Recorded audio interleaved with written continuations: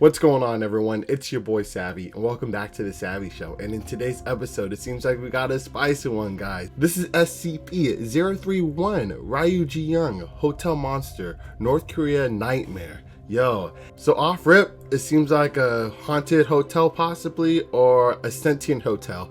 And I know this is going to be juicy because it's from none other than Dr. Bob. Yo, it's time, man. It's time. If you're excited for this reaction, please remember to smash that like button, smash the sub button too if you're not already part of the family, and hit that bell so you can stay plugged for each and every upload.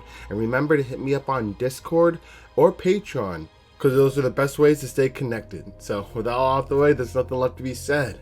Let's get this show started. Alrighty, North Korea Nightmare, SCP-031 Ryugyong Hotel Monster. Let's go. A construction worker puts the final nail into the wall of the room he's working on. He stands up and admires his work. This is going to be a beautiful hotel one day. A true triumph for not just him, but the entire country. And he's proud that he got to play a small part in its construction. He starts to pack up his tools. There's plenty more rooms that need work. It's a massive structure that will ultimately hold thousands. What a modern marvel. Wait, is he implying that he did this all himself? If that's the case, that's really impressive. I'll be freaking gassing myself up too. As he finishes putting away his tools, he notices something. Through the still doorless frame, he sees someone walk by in the hallway. Normally, he wouldn't think anything of it. There's plenty of other people working on this floor of the hotel, but there's something about this woman. Could it be? No, it's not possible. How do you know it's a woman? I thought you just saw the shadow. Could be a he-man, she-man, you never know. He takes out his wallet and opens it. Inside is a faded photograph of the construction worker when he was still a young man. Barely more than a boy, really. Standing next to him in the picture is the most beautiful woman he had ever known. She looks really creepy. She was his first true friend, his best friend, and he always hoped that maybe it would turn into something more. They grew up together, shared so many experiences, but then ultimately they were separated and lost touch. He was never able to find her again. But as the picture in his wallet shows, he never stopped thinking about her. Could it really be her, though? He runs into the hallway and calls out. Dude, no way. The woman stops at the end of the hallway and turns around. She's carrying a tall stack of boxes that are blocking her face. She sets them down and he sees that it really is her. They run towards each other, laughing like children, like the way they used to, and embrace in the middle of the hall. Okay, I'm getting really spooked out. I don't think it's her, bro. Like, she's giving me really strong Jinju Ito vibes from, like, that dude's series of, like, scary horror episodes. Like, yo, this is freaking me out. He can't believe it. It's been so many years.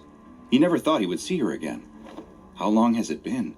Too long, she tells him. He can't believe how little she's changed.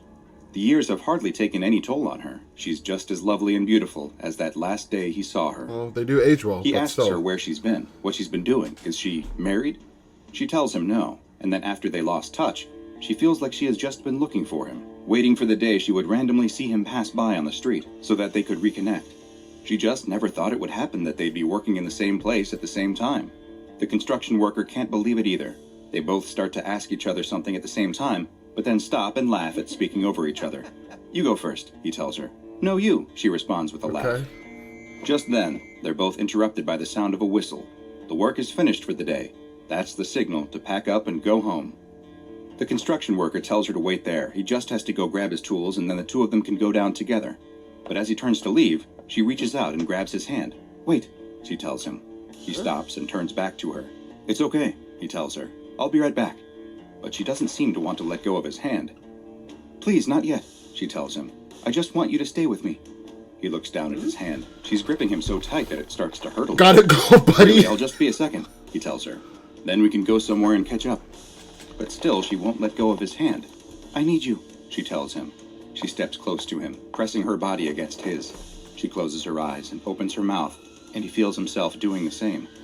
I've always needed you, she says as their mouths are about to meet. What is going on? I need you forever. The construction worker screams as the tiny tendrils emerge from the woman's body and plunge into his flesh. He opens his eyes to see the girl he once knew morphing into a writhing mass of fibers, each reaching out towards him.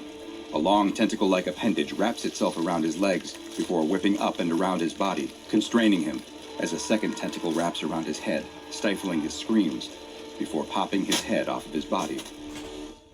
North Korea. Bro, yo, that's wild.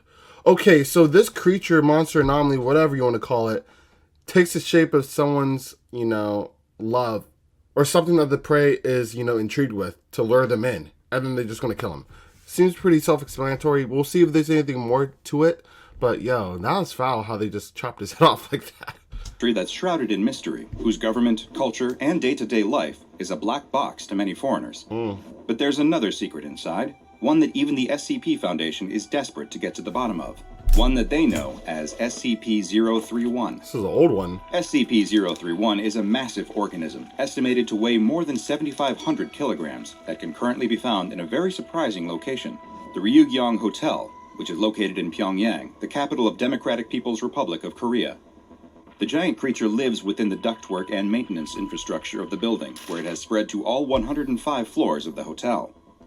Each of its many tendrils ends in a pod-like growth called a sporocarp, which are approximately 2 meters in length and covered in many cilia-like structures. Subjects have reported that when in the presence of these sporocarp, they don't see them as the writhing mass of organic matter that they really are. Wait. Was that dude talking? Wait, that can't be Dr. Bob. It must be some guy just talking over when Dr. Bob's talking. Like structures. Subjects have reported that when in the presence of these sporocarp, they don't see them as the writhing mass of organic matter that they really are, but rather as an individual from their past, often with one whom they shared an intense emotional attachment. Okay, yep. When taking this form, the sporocarp will try to convince the subject to remain with them for an extended period of time. The sporocarp will then attempt to make physical contact with the subject, and if successful, its cilia-like structures will begin injecting digestive juices directly into the subject. This will lead to the start of a process that will eventually cause their flesh to be broken down, consumed, and then incorporated into SCP-031's body mass. Then why did you just slash the head off of this dude? Why wouldn't you eat it? Unfortunately for the victim, this horrific process does not kill them. At the same time they are being digested, a flagellum, which is a tentacle-like appendage, will emerge from the sporocarp and wrap around the subject's head. This flagellum has its own set of tiny tendrils that penetrate the cranial cavity and replace the victim's brain's blood vessels, which has the effect of keeping the brain alive and functioning. The head is then removed from the body, and the brain is transported to the central mass of the SCP-031 organism, where it, too, is incorporated into the creature. It is estimated by Foundation... Wait, is this still alive after the head gets cut off and the brain's still functioning? Like, literally, is he still alive while the brain's out of his body and in this dude's body now? Like, yo, what? This is crazy. And it just seems like he just has this gimmick just to be even more brutal. To keep it active. So, because there's no benefit for him to have him still alive, right? What the heck? Researchers that SCP-031's mass contains thousands of such brains, and by all appearances, they are still alive and conscious. The Foundation first became aware of SCP-031 in 1948, what the heck? Following reports of police activity in North Korea at a location where multiple citizens had gathered near a refugee camp. Those gathered were proclaiming their love for a cult-like leader they referred to as the Beloved. The civilians were able to be calmed through the use of gas-based tranquilizers and amnestics by Mobile Task Force Psi-7, who then recovered a mass that would later be known as SCP-031 and secured it at a local containment site. The SCP-031 creature only weighed 75 kilograms at this time, and still had a vaguely human shape. Wow. It did not seem to be able to incorporate other matter into its form at this point either, nor could it take on other people's forms, with its only anomalous effect seeming to be its ability to inspire intense feelings of love and devotion. The breakout of the Korean War in 1950 led to the destruction of the Foundation containment site, Jeez. and all anomalies housed there escaped. Following the end of the war in 1953, all of the escaped anomalies were accounted for, all except SCP-031, which was presumed dead. Little more thought was given to the terminated anomaly until 1992, when the SCP Foundation caught wind of reports describing numerous fatalities involving workers at the Ryugyong Hotel. A mobile task force was sent to the hotel to investigate That's a further, dope-looking hotel. but after none of the members returned from the mission, the hotel was locked down and all construction was halted until further I wonder if notice. that's a real hotel. By Pretty sure it is. 2008, the increased infestation of the still windowless hotel led to local officials starting construction again to finish the building's exterior and hopefully hide the presence of SCP-031 within, which led to the deaths of even more workers. God. It's estimated that at its peak infestation, more than 75% of the hotel's 3,000 rooms were infested by SCP-031. 75%? But reclamation efforts have been able to reduce that number substantially. Flame-projecting equipment is able to destroy SCP-031 tendrils and sporocarps, as well as any personnel who have become assimilated into SCP-031. So they say personnel. So they're talking about the brains, I'm assuming, because they're still conscious, which is... and that is just something from a straight nightmare. Yo, that's something like Freddy Krueger type stuff. But anyway, it's probably even worse. But yo, I wonder if that will kill this SCP, like completely. Not just, destroy the tendrils. Reclamation efforts are ongoing, and local officials continue to work with the SCP Foundation to facilitate the ultimate containment or neutralization of the entity. But there's one more strange twist to this story. The more astute SCP experts may have noticed the similarities to SCP-1427, a large slab of beryllium bronze with mind-altering effects that is also located within the Ryugyong Hotel. What, really? How is it that two anomalies, both of which strongly impact the human brain, are both somehow housed at the same location? For real? Some clues exist in the form of a classified communication chain between two senior members of Foundation staff.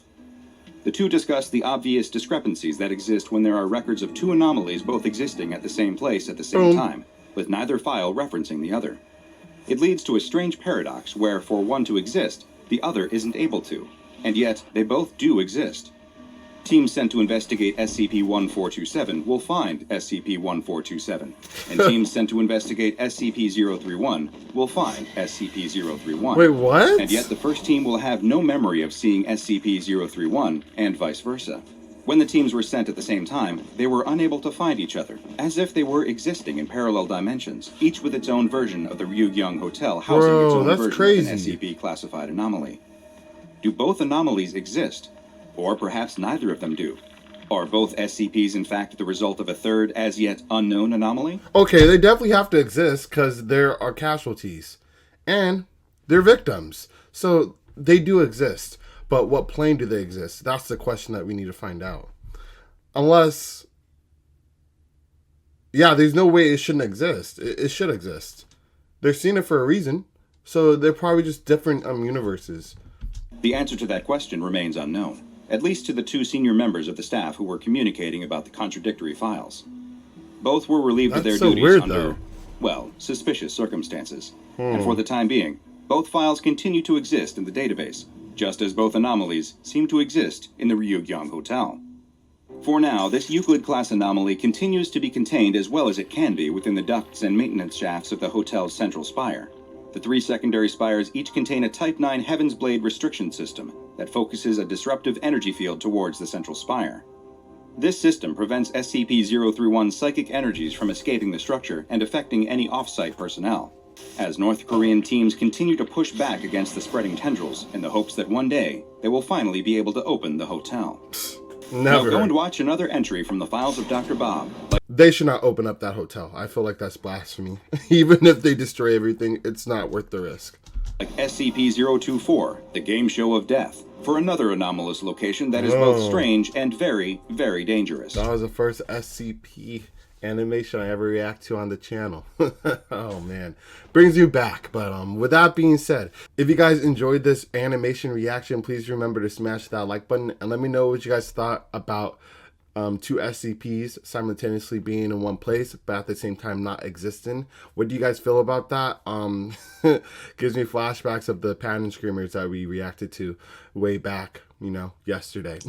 So yeah, let me know what you think about that, and also remember, hit that bell so you can stay plugged for each and every upload.